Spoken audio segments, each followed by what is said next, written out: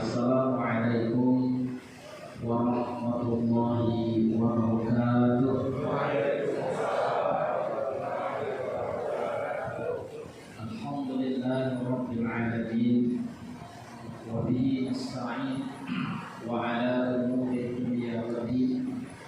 Wassalatu wassalamu ala asyrafil anbiya'i wal mursalin wa ala alihi wa sahbihi ajma'in. Asyhadu an la ilaha illallah wahdahu la syarika lahu wa asyhadu anna Muhammadan 'abduhu wa rasuluh sallallahu alaihi wasallam la nabiyya ba'dahu. Wallahu ta'ala fil Qur'anil Karim. A'udzu billahi minasy syaithanir rajim. Bismillahirrahmanirrahim. Inna a'tainakal kautsar fashalli li rabbika wanhar. Inna syani'aka huwal abtar. Sadaqallahul azim. Bapak terus beserta segenap jajaran kepengurusan Masjidil Rahim yang kita hormati, bapak-bapak, ibu-ibu, hadirin wal hadirat jemaah maghrib rahimakumullah. Pertama mari kita bersyukur kepada Allah Subhanahu wa taala atas segala nikmat dan karunia-Nya. Alhamdulillah Bapak Ibu, kita masih diberikan nikmat iman dan Islam, kesehatan dan kesempatan sehingga kita dapat hadir untuk melaksanakan kewajiban kita kepada Allah Subhanahu wa taala. Mudah-mudahan Bapak Ibu kaum muslimin, amal ibadah yang kita lakukan kiranya akan Allah ridhai dan Allah berikan balasan yang berlipat ganda dengan surga Allah Subhanahu wa taala. Ya Rabbal alamin. Salawat dan salam kita doakan kepada Allah agar senantiasa Allah curahkan buat junjungan kita, yakni Nabi Muhammad sallallahu alaihi wasallam. Allahumma shalli ala Muhammad wa ala ali. Bapak Ibu jemaah yang dirahmati Allah, izinkan saya dalam kesempatan ini untuk menyampaikan kajian rutin di hadapan kita bersama, yang mana tema kajian kita pada kesempatan ini adalah fikih kurban. Bapak Ibu kaum muslimin, salah satu ibadah yang paling tua dalam sejarah umat manusia adalah ibadah kurban. Kita tahu Bapak Ibu, sejak zaman Nabi Adam, Habil dan Qabil Allah minta untuk berkurban. Di dalam Al-Quran surah Al-Hajj ayat 37 disebutkan oleh Allah, la yanalullaha luhumuha wala dima'uha walakin yanaluhu taqwa minkum. Sekali-kali darah hewan kurban, daging hewan kurban kepada Allah, dia tidak akan sampai kepada Allah, karena Allah tidak butuh itu. Allah tidak akan makan daging kurban, Allah tidak akan minum darah kurban. Akan tetapi kata Allah, yang akan sampai kepada Allah itu adalah ketakwaan. Artinya Bapak dan Ibu, ibadah kurban yang akan diterima oleh Allah itu pertama diniatkan untuk taat kepada Allah. Dan itulah yang dicontohkan dulu oleh Habib. Beliau berkurban dengan kibas yang amat besar, dagingnya banyak, bulunya tebal, gagah, karena yang dikorbankan itu kibas jantan. Maka kemudian Bapak dan Ibu, Allah terima kurbannya Habib karena beliau berkurban hanya untuk bentuk sebagai ketaatannya kepada Allah Subhanahu wa taala. Bapak Ibu yang dirahmati Allah, pada masa Nabi Ibrahim, kita baca dalam surah As-Saffat, disebutkan oleh Allah, falamma balagha ma'ahu as-sa'ya qala ya bunayya inni ara fil manam anni adbauka fanzur madza tara qala ya abati if'al ma tu'mar satajiduni insyaallah minas sabirin. Bapak Ibu kalau pernah melewati jalan pulang dari Ar-Muznah, Arafah, Muzdalifah dan Mina, kan nanti tanggal 9 Dzulhijjah Bapak Ibu, saudara-saudara kita yang melaksanakan ibadah haji mereka wukuf di Arafah, bermalam di Mina. Kalau kita pulang dari Ar-Muznah itu menuju ke kota Mekah, belum sampai kita ke kota Mekah, Nanti Bapak Ibu kita akan melewati ada yang disebut dengan Jabal Qurban. Bapak Ibu, di Jabal Qurban itu posisinya sebelah kiri. Jadi kalau kita dari Arafah, jalannya itu naik bus, nanti di sebelah kiri ada bukit-bukit batu. Di atas bukit batu itu ada monumen dibuat oleh pemerintah Arab Saudi. Dan itu disebut dengan Jabal Qurban. Kisahnya tentu Bapak Ibu berkaitan dengan ibadah kurban yang diperintahkan oleh Allah kepada Nabi Ibrahim alaihissalam. Karena Nabi Ibrahim waktu itu setelah mendapatkan Ismail, diberikan anugerah anak bapak dan ibu, datang mimpi kepada Nabi Ibrahim 3 malam berturut-turut. Falamma balagha ma'ahu as-sa'ya qala ya bunayya inni ara fil manam anni adbauka, kata Nabi Ibrahim, wahai anakku, dalam mimpiku aku lihat bahwa aku menyembelihmu. Anni adbauka, aku sembelih kau. Zabun itu sembelihan. Bapak Ibu, apa kata Nabi Ibrahim alaihissalam? Wahai anakku, bagaimana pendapatmu? Lalu dijawab oleh Nabi Ismail, qala ya abatif an ma tu'mar, wahai ayahku, lakukan apa yang diperintahkan kepadamu. Satajiduni insyaallah minas sabirin. Mudah-mudahan engkau mendapatiku orang yang sabar. Akhirnya Bapak Ibu, ketika datang mimpi 3 malam berturut-turut, kalau datang mimpi kepada para nabi dan rasul, itu salah satu cara Allah mewahyukan Bapak Ibu. Karena salah satu mimpi. Nah, maka mimpi para nabi dan rasul itu benar. Beda dengan kita Bapak Ibu. Ya, kalau kita barangkali kadang ada yang godaan setan yang masuk dalam mimpi kepada kita, mungkin untuk menakut kita atau merusak mimpi indah kita, datang setan. Bapak Ibu, kalau para nabi dan rasul bermimpi itu pasti wahyu dari Allah. Makanya Nabi Ibrahim mengasah pisau Bapak Ibu untuk melaksanakan perintah Allah dalam mimpi itu. Diasahlah pisau oleh Nabi Ibrahim. Akhirnya beliau setelah berdiskusi dengan Nabi Ismail, kemudian Ismail pun ikhlas, kemudian dengan Hajar juga seperti itu, dengan keluarga beliau, walaupun berat sebenarnya Bapak Ibu. Maka keesokan harinya dibawalah Nabi Ismail ini oleh Nabi Ibrahim keluar dari kota Mekah, di balik kota Mekah. Karena kalau kota Mekah itu kan yang dekat Ka'bah itu ya sebenarnya tidak besar.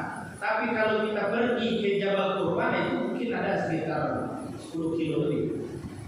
Jadi kita keluar dari kota Mekah, Bapak Ibu, sampai di Jabal Qurban yang hari ini dibuat monumen itu, Bapak Ibu, ada batu hitam. Di atas batu hitam itulah kemudian dibalikkan tubuhnya Nabi Ismail. Sebelum dibalikkan diikat ke mata beliau itu dengan kain hitam, pisau dari asap dengan tajam. Maka Bapak dan Ibu, Nabi Ibrahim siap untuk menunaikan perintah dari Allah. Beliau memang disembelih Bapak Ibu, terasa darah mengalir di tangan beliau. Beliau tidak tega melihat darah itu, sehingga ketika kamandania itu terpejam mata beliau. Tak tega Bapak Ibu. Nabi Ismail yang dinantikan berpuluh-puluh tahun, bahkan itulah 83 tahun umur Nabi Ibrahim baru dapat Nabi Ismail. Umur kemudian Nabi Ismail 11 tahun, bahkan 12 tahun, Allah syariatkan untuk mengorbankan beliau. Akhirnya Bapak Ibu, ternyata darah yang nempel di tangan Nabi Ibrahim itu adalah darahnya kibas. Dalam satu riwayat disebutkan, kibas yang disembelih itu adalah kibas yang dikurbankan dahulunya oleh Habil yang Allah angkat ke surga, lalu diturunkan menggantikan nyawa Nabi Ismail alaihissalam. Bapak Ibu yang dirahmati Allah, kemudian juga sampai kepada Nabi Muhammad SAW ada syariat kurban. Karena kurban ini kan berkaitan sebenarnya dengan ibadah haji juga. Karena dalam pelaksanaan ibadah haji dalam Al-Quran, Allah memerintahkan kepada orang yang berhaji itu untuk menyembelih. Maka setiap jemaah haji itu mereka harus menyembelih, mereka berkurban. Sekarang Bapak dan Ibu, oleh pemerintah kita ataupun oleh para tokoh ilmuwan Islam itu sudah dikaji Bapak Ibu, boleh tidak dam itu tidak disembelih di sana.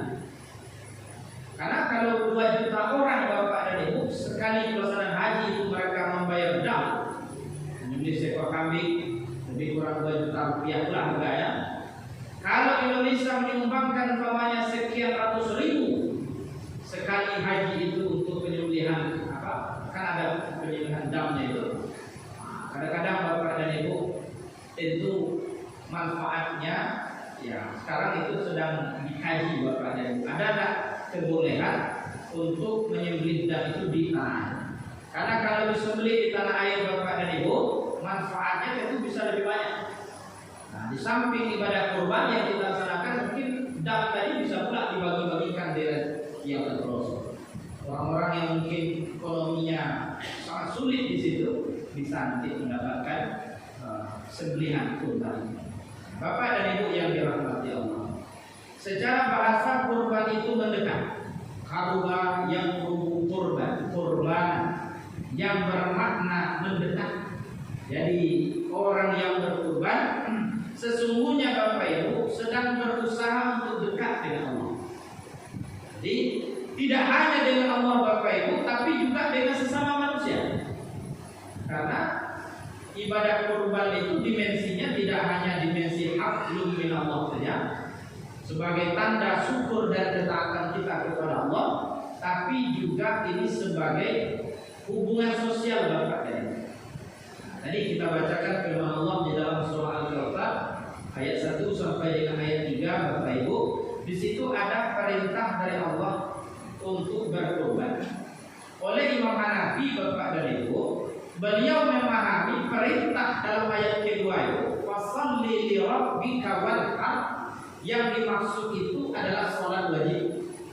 Oleh karena itu, karena bergandengan perintah sholat itu dengan perintah kurban, maka kemudian beliau berpendapat bahwa berkurban menurut Imam Hanafi itu hukumnya wajib bagi orang yang mampu. Jadi memang ada semacam penekanan Bapak Ibu, wajib bagi orang yang mampu. Nah, ditambah lagi Bapak dan Ibu, ada hadis Nabi SAW, man kana lahu sa'atan wa lam yudhi fala yaqrabanna musalla. Barang siapa yang Allah berikan kelapangan harta, Allah berikan kelebihan rezeki, maka kalau dia enggan berkurban, fala yaqrabanna musalla, jangan dekat-dekat kepada tempat salat. Dalam satu hadis juga disebut, walaupun ini sebagian ulama mengatakan ini hadisnya lemah. Bapak Ibu kaum muslimin, kata Nabi sallallahu alaihi wasallam, ala ahli kulli baitin fi kulli amin udhiyah. Jadi pada setiap orang, pada setiap rumah, maka mereka harus berkurban untuk setiap tahunnya. Fi kulli amin, dalam setiap tahun udhiyah, untuk berkurban. Walaupun Bapak dan Ibu memang kalau kita baca sejarah kurban pada masa Rasulullah, Nabi itu berkurban, para sahabat itu melakukan kurbannya tidak disatukan seperti kita di masjid atau di mushola. Tapi sahabat itu dan Nabi juga Bapak Ibu mencontohkan, memang Nabi berkurban itu dikelola oleh keluarga. Jadi kalau kita baca salah satu sejarah kurban Nabi itu, ketika Nabi berkurban 100 ekor unta, kan Nabi minta kepada menantu beliau Ali bin Abi Thalib untuk menyelenggarakan kurban Nabi. 100 ekor unta banyaknya Bapak Ibu. Jadi tidak tanggung-tanggung Nabi berkurban waktu itu sampai dengan 100 ekor unta. Dan kurban yang dilakukan pada masa Nabi itu rata-rata dilakukan oleh masing-masing keluarga. Sesuai dengan hadis ini Bapak dan Ibu, ala ahli kulli baitin, ya, fi kulli amin udhiyah, atas setiap keluarga atau dalam satu rumah, maka mereka disyariatkan untuk berkurban tiap tahunnya. Jadi kalau kita diberikan kemampuan Bapak dan Ibu, maka kita dianjurkan sekali untuk berkurban. Tetapi jumhur ulama berpendapat hukum kurban itu sunnah muakkad. Imam Syafi'i, Imam Maliki, Imam Hambali itu berpendapat bahwa ayatnya sama Bapak Ibu. Fasholli li rabbika wanhar. Menurut Imam Syafi'i, perintah sholat di situ bukan sholat wajib, tapi ini urutan dalam pelaksanaan kurban. Kalau selesai sholat Idul Adha, baru kurban disembelih. Karena sholat yang dimaksud di situ menurut beliau adalah sholat Idul Adha yang hukumnya sunnah muakkad, lalu ada diperintahkan untuk berkurban, maka untuk kurban itu sunnah muakkad.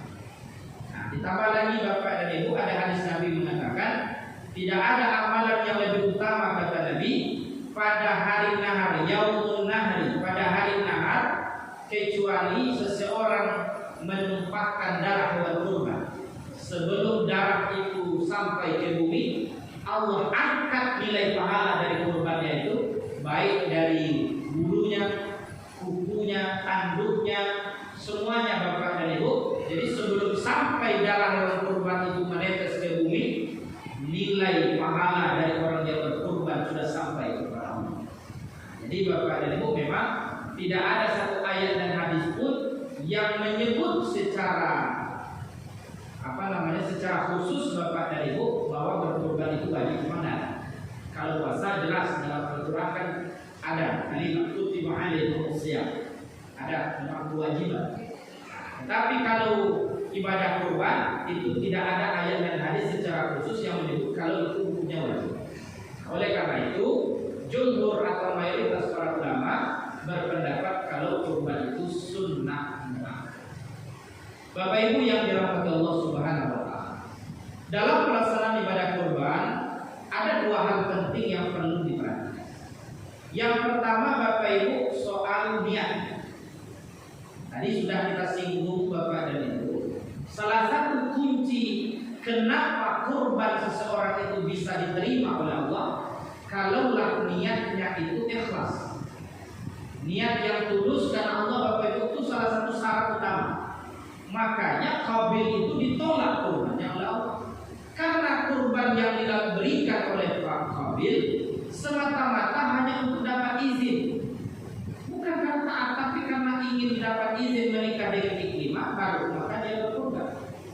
Jadi Bapak Ibu, kita luruskan niat bahwa kurban yang kita ikuti setiap tahun bukan karena apa-apa, bukan untuk siapa-siapa, tapi kita niatkan semata-mata lillahi ta'ala.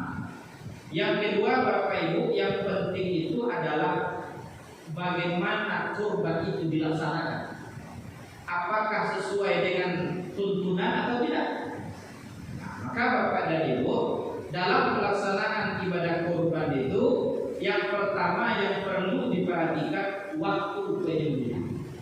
Bagaimana yang kita ketahui bersama, ibadah kurban itu dilakukan sesuai dengan ayat yang kita baca tadi, fasalli li rabbika wanhar, maka dirikan salat karena Tuhan dan berkurban. Nah, maksudnya di situ salat Idul Adha. Jadi pelaksanaan ibadah kurban itu pasti di tanggal 10 Zulhijjah. Lalu kata Nabi Shallallahu Alaihi Wasallam dalam satu hadis, wa kullu ayyamit tasri' zabhun, dan pada setiap hari tasri' itu hari yang diharamkan puasa, di mana tanggal 11, 12 dan 13. Maka 4 hari Bapak Ibu, tanggal 10, 11, 12, 13 Zulhijjah diperbolehkan kita untuk menyembelih kurban. Ini waktu. Kalau kita berkurban di luar waktunya, sama juga dengan sholat Bapak Ibu. Kita sholat maghrib lewat dari waktu maghrib dalam kondisi normal itu tidak sah. Kalau sebelum maghrib masuk lalu kita sholat juga tidak sah, tidak boleh. Nah, begitu juga dengan kurban ini. Ada waktu yang ditentukan. Kalau masih dalam hitungan tanggal 10, 11, 12 Zulhijjah, walaupun misalkan menjelang maghrib tanggal 12, itu kan masih dihitung tanggal 12. Karena pergantian waktu atau tanggal dalam kalender Hijriah itu Pak Ibu dari asar ke maghrib. Kalau masuk waktu maghrib itu berarti sudah bertukar tanggal. Nah, maka Bapak dan Ibu mau tengah malam di tanggal 11 misalkan, tanggal 11 Zulhijjah, tanggal 12-nya atau tanggal 12 malam, maka itu masih diperbolehkan. Tapi kalau sudah lewat dari tanggal 13, ya, maghrib masuk di hari tanggal 13 itu berarti sudah masuk tanggal 14 Zulhijjah. Ini yang pertama. Perlu diperhatikan Bapak dan Ibu waktu penyembelihan. Ya, apapun kondisinya, kalau ingin berkurban dalam 4 hari itu. Kemudian yang kedua Bapak Ibu, hewan yang akan disembelih. Yang pertama disebutkan dalam hadis Nabi, jenis hewan yang boleh disembelih itu kata Nabi Shallallahu Alaihi Wasallam itu boleh dari bakarah, dari sapi. Nah, disebutkan dalam hadis Nabi boleh juga daripada unta. Kalau unta boleh untuk 7 orang, sama dengan sapi Bapak dan Ibu untuk 7 orang juga kata Nabi, dan boleh juga dalam bentuk kambing. Hewan yang akan kita jadikan sebagai sembelihan kurban tentu ada pula syarat khusus. Ada tak syarat khususnya itu mesti harganya sekian puluh juta? Nah, harga tidak ada menjadi syarat dalam hadis Nabi, tidak disebut begitu. Yang pertama terkait dengan hewan kurban Bapak Ibu, yang perlu diperhatikan itu usianya, umurnya itu. Kalau kambing minimal setahun.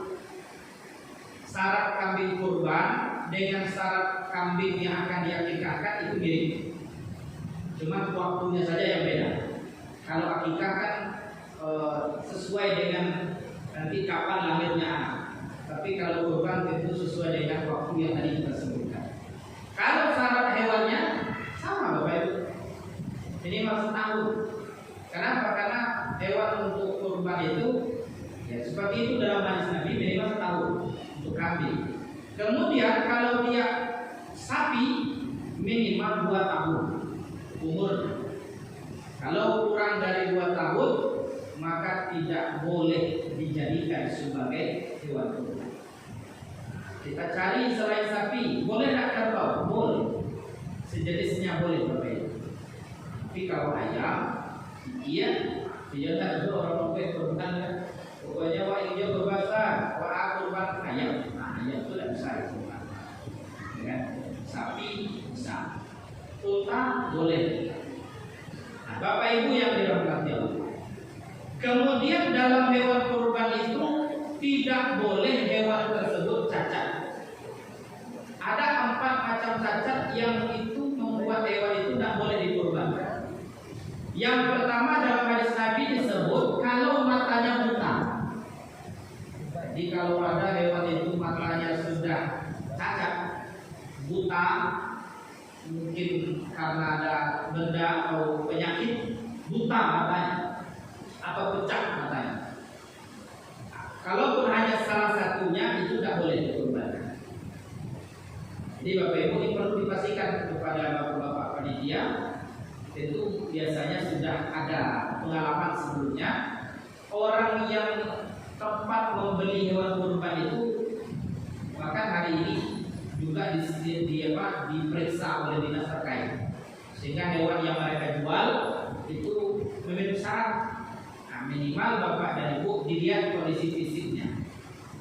Kalau umpamanya kita tidak tahu sama sekali, lalu kemudian dah terbeli, tidak bisa pula dikembalikan, orang akan mendabi hari mulai. Nah, sementara sapi itu setelah sampai di situ baru tahu. Bapak dan Ibu kalau masih bisa diganti, mintalah ganti kepada penjual kurban. Kenapa?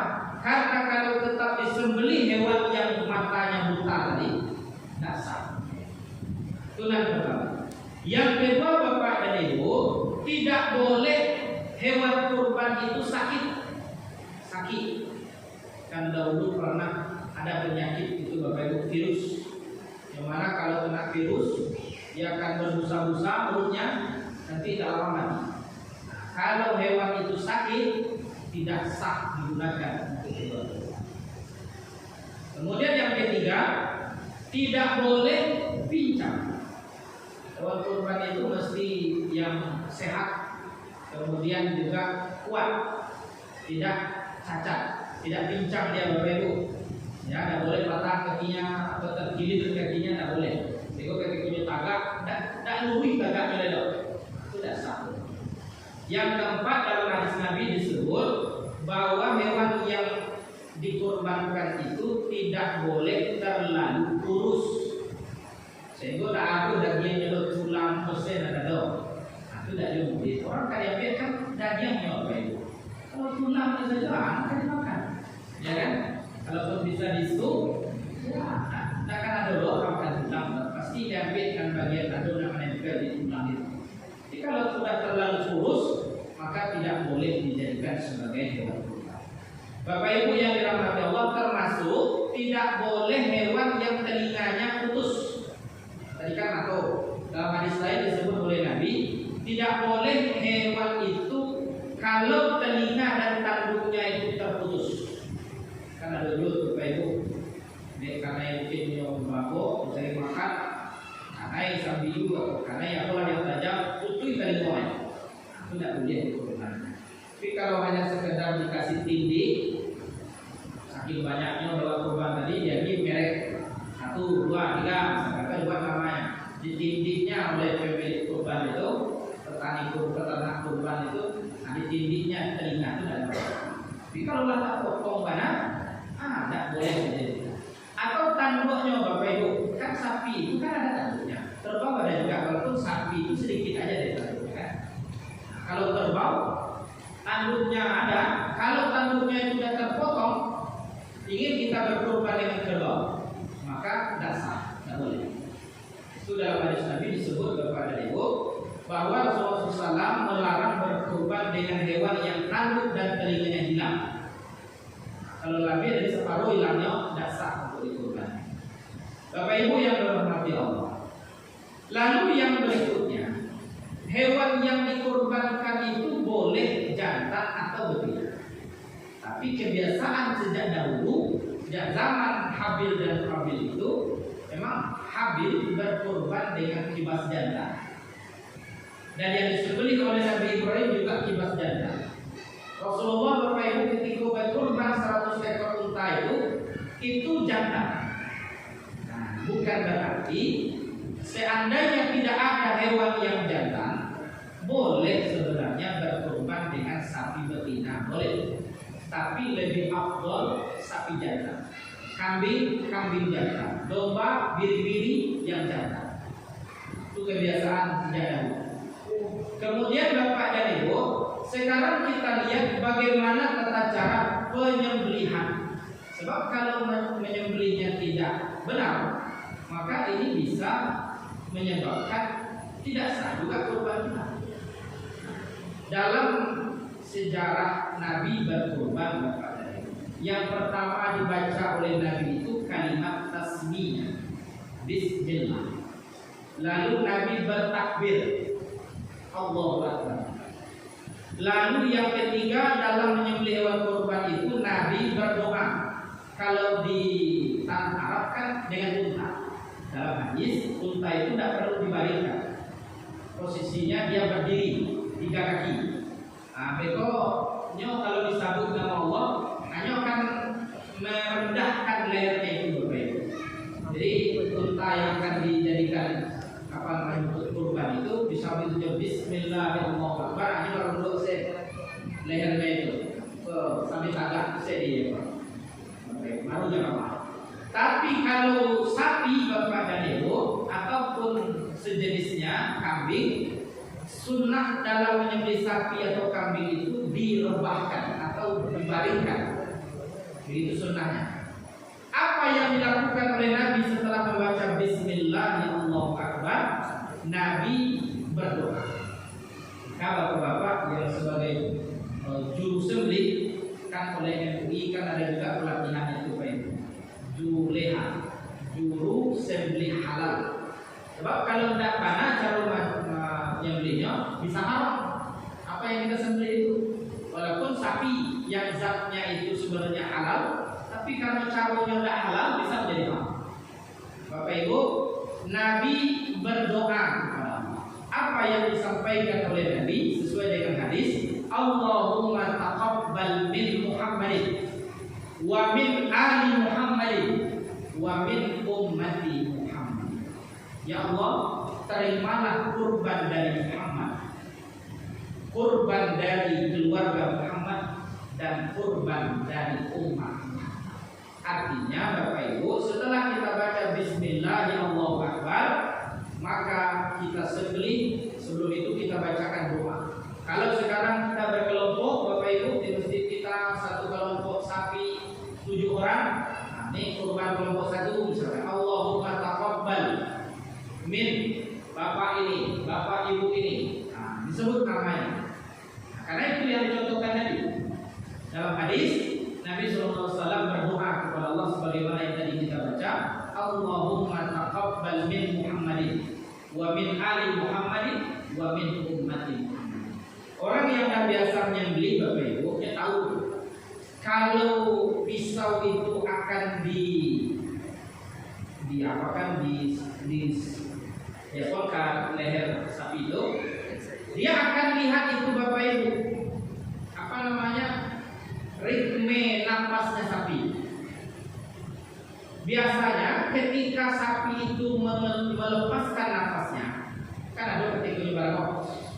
Bukan ketika beramok itu, tapi ketika malah penamok tadi, disitulah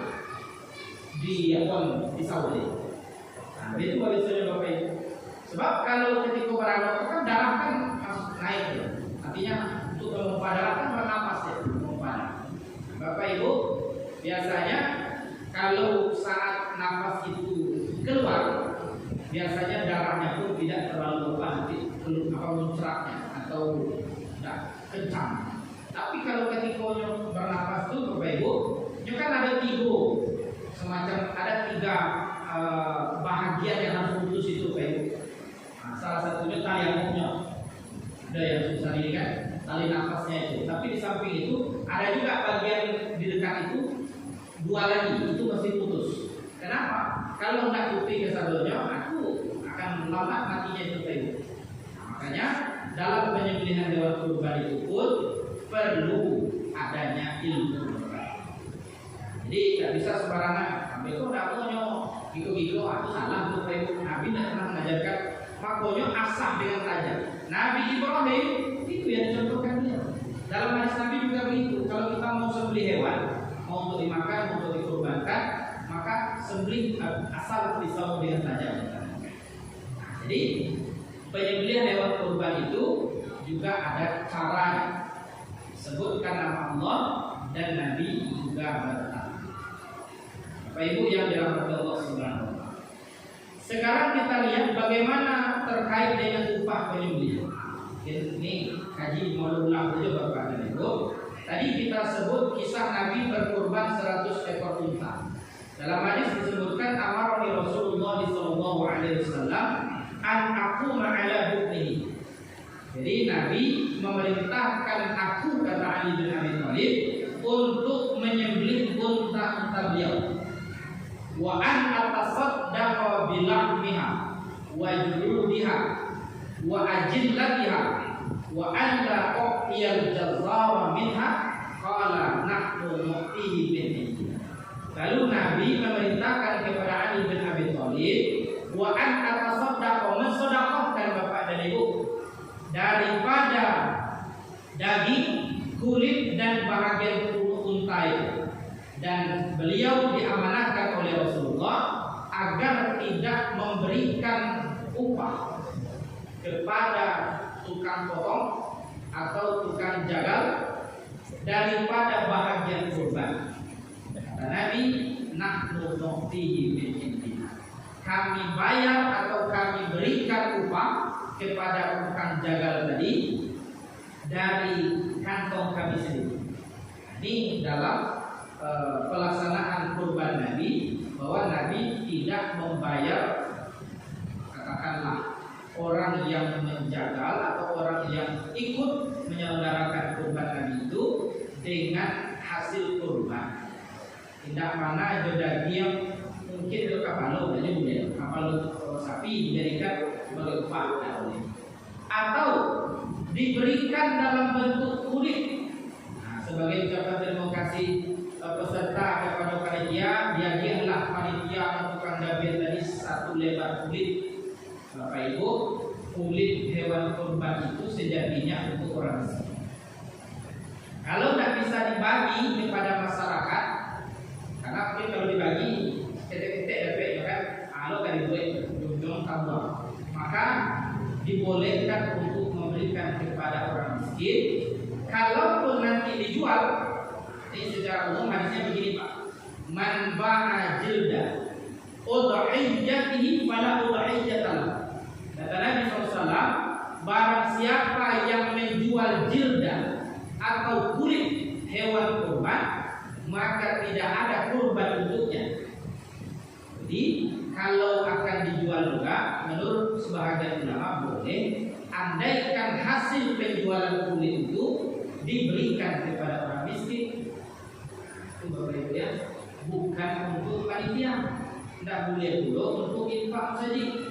Nah gitu. Tapi kalau orang miskin tadi yang ingin berinfak saja, itu urusan lain lagi. Tapi hasil penjualan daripada kulit itu diberikan kepada orang miskin. Bapak Ibu yang dirahmati Allah Subhanahu wa taala. Bolehkah orang-orang Yahudi menerima daging kurban? Boleh.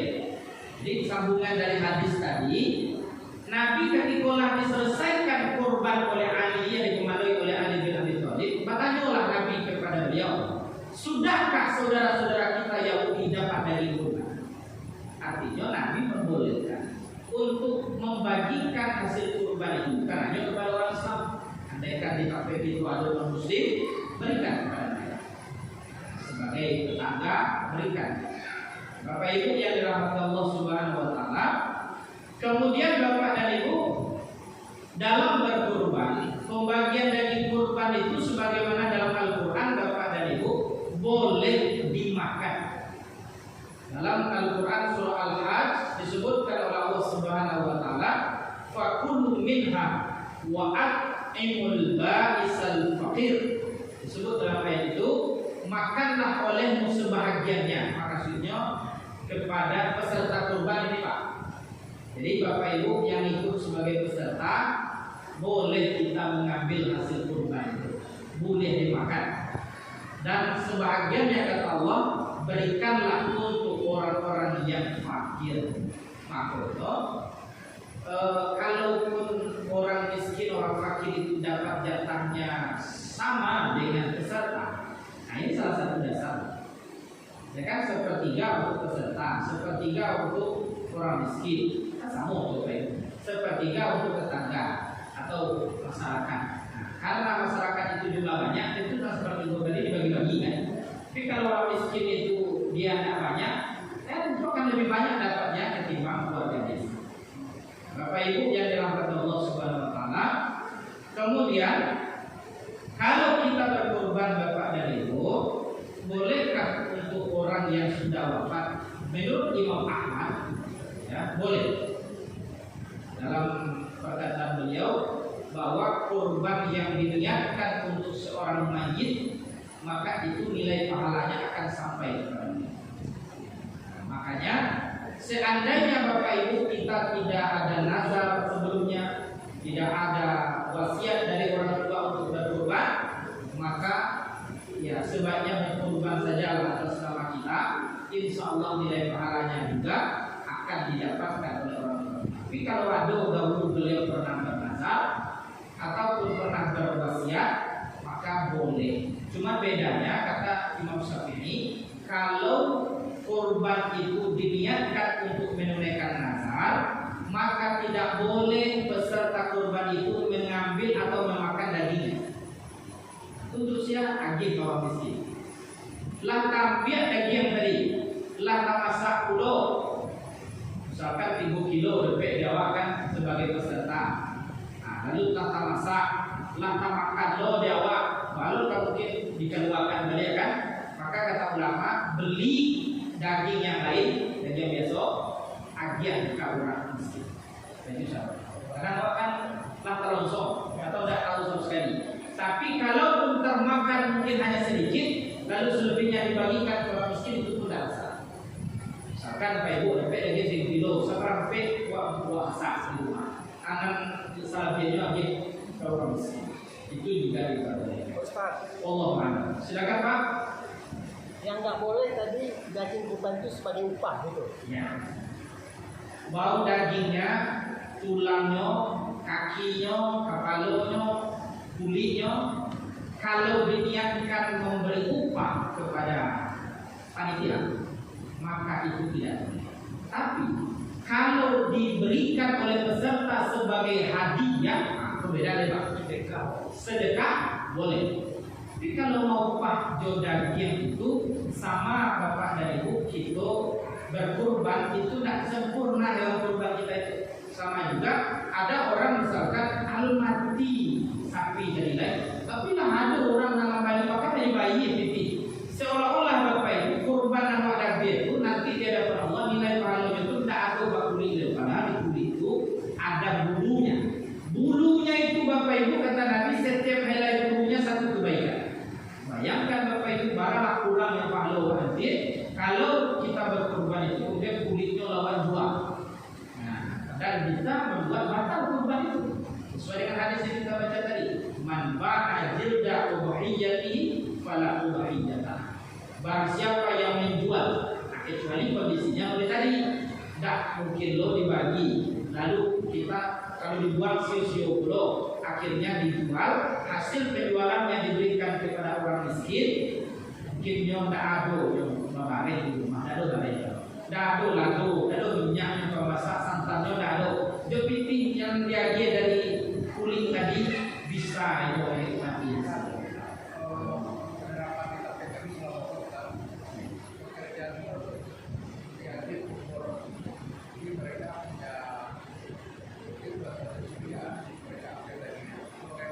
Baik, Bapak Ibu, makanya ini sekarang kita samakan persepsi. Kalau kupon itu dikasih dalam rangka mau membalik jari orang dengan bakajo tadi, itu tidak mungkin. Nah, kalau dalam bentuk sedekah boleh, dalam bentuk hadiah juga boleh. Juga seketik pun tidak lupa, ya kan? Karena itu dalam petunjuk Nabi melarang. Tidak boleh, jangan engkau kasih kata Nabi kepada Ali upah dari hasil kurban itu kepada tukang jaga. Jelas hadisnya yang kita baca tadi. Nah, Bapak Ibu yang dirahmati Allah, dalam hadis ini disebut oleh Nabi SAW bahwa nahnu nu'tihi min indina, bahwa Nabi mengupah kepada kan 1.000 banyaknya waktu itu. Bukan selesai di Ali seorang sudah kayak Ali bin Abi Thalib, tapi Ali juga punya katakanlah panitia khusus juga. Nah, direkrutlah orang untuk bantu beliau. Kalau 1.000 banyaknya, akhirnya Nabi bilang untuk upah kepada orang yang ikut membantu tadi, Nabi bayar bukan dengan daging, bukan dengan kulit, tetapi dengan uang Nabi sendiri. Cuma solusinya di awal ini, kalau nggak ada dia kirim kupon, orang pun tidak akan membantu misalkan. Sebenarnya Pak Ibu, pelaksanaan kurban itu tanggung jawab peserta. Bukan panitia itu membantu bukan sifatnya.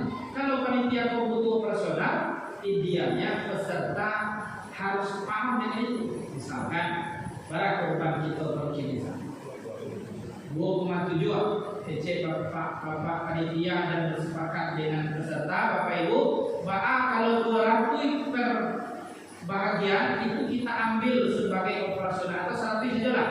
100.000 dari satu orang kita ambil sebagai operasional. Berarti satu kelompok itu ada dana operasional untuk penyelenggaraannya itu 700.000. Kalau ada 1.000 7 juta.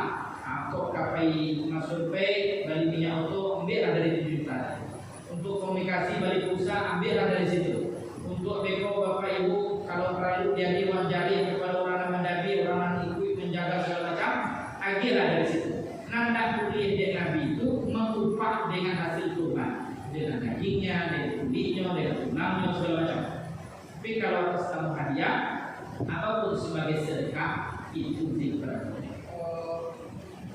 Tadi itu bisa tak dijadikan sebagai hadiah dari makanya Pak disampaikan musyawarah lah Bapak Ibu antara panitia dan peserta. Nah, akadnya bukan upah tetapi hadiah. Boleh. Kalau itu kan tergantung kesepakatan dari Pak.